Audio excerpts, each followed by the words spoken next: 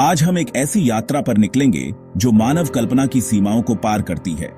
समय के महासागर में हम मात्र एक क्षणिक लहर हैं, लेकिन आज हम उस महासागर के अंतिम क्षण तक यात्रा करेंगे।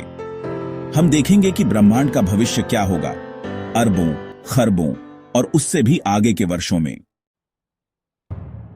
हमारी यात्रा शुरू होती है मानव सभ्यता के आने वाले हजारों वर्षों से। अगले 10,000 वर्षों में मनुष्य या तो अंतरिक्ष में फैल जाएगा या विलुप्त हो जाएगा। हमारी तकनीकी प्रगति या हमारे विनाश का कारण बन सकती है।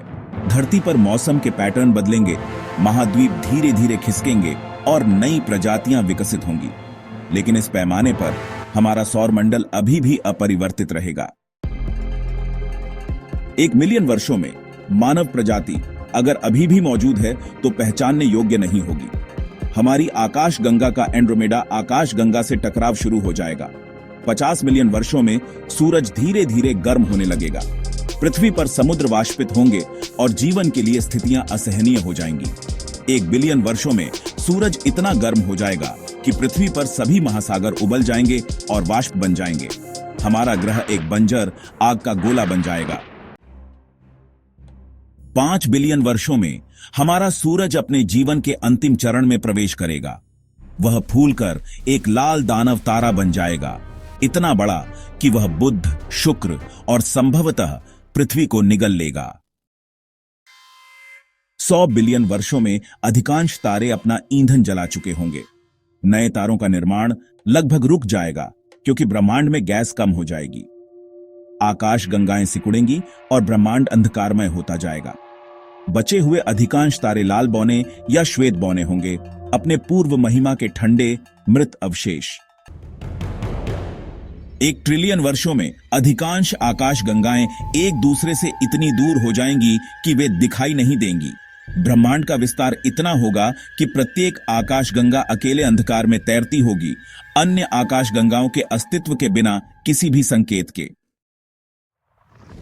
100 ट्रिलियन वर्षों में सभी तारे अपना ईंधन जला चुके होंगे। ब्रह्मांड में अंधेरा छा जाएगा, सिवाय कुछ न्यूट्रॉन तारों, ब्लैक होल्स और ब्राउन ड्वार्फ्स के। आकाश गंगाएं धीरे धीरे अपने केंद्रीय ब्लैक होल में गिरती जाएंगी, जिससे विशाल सुपरमैसिव ब्लैक होल बनेंगे।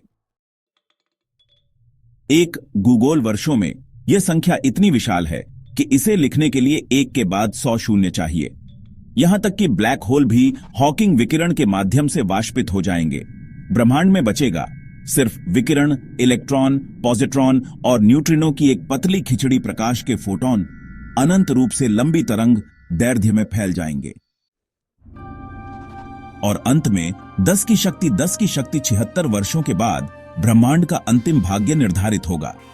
वर्तमान सिद्धांतों के अनुसार यह या तो पूर्ण ऊष्मीय मृत्यु होगी, जहां सभी ऊर्जा समान रूप से वितरित हो जाएगी और कोई भी कार्य संभव नहीं होगा, या फिर कुछ सिद्धांतों के अनुसार एक बिग रिप हो सकता है, जहां ब्रह्मांड का विस्तार इतना तेज हो जाएगा कि सभी पदार्थ टूट जाएंगे। हमारी यात्रा यहीं समाप्त होती है, समय के अंत पर। यह सोचना अद्भुत है कि हम नश्वर मनुष्य इन विशाल समय पैमानों की कल्पना कर सकते हैं और भविष्य के इन असंख्य युगों को समझ सकते हैं।